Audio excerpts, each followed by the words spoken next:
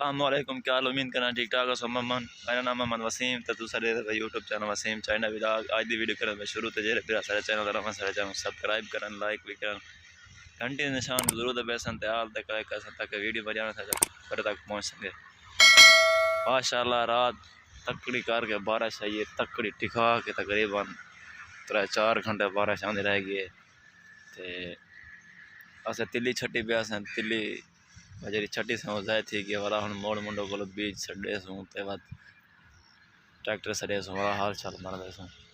ते बारिश जी है ना टिका के ये ई टाइम ए बारिश सड़क ते पानी पानी खड़े थी एडो एक थोड़ा खड्डा लै गए। ते असें है कि चलो हूँ माहौल दिखा जाऊँ ते बारिश किमें सारे को इतना ई टाइप की बारिश आई है। इतना टिब्बन वाल भी पानी खड़े देखो।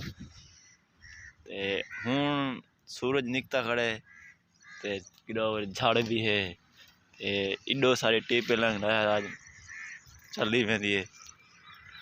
पानी हूँ चालू थी गया असें हूँ जुलते पे दुकान दे उत्ते कल परसों उतरा भरा थी गया वीडियो में कहनी अपलोड की थी, बस थोड़ा तबीयत सही कहना आई इनकी वजह को वीडियो कहनी अपलोड थी कहनी रह गई। तो हूँ जुलते पे दुकान दे उत्ते उम्मीद करना थोक वीडियो मेरी पसंद आसी।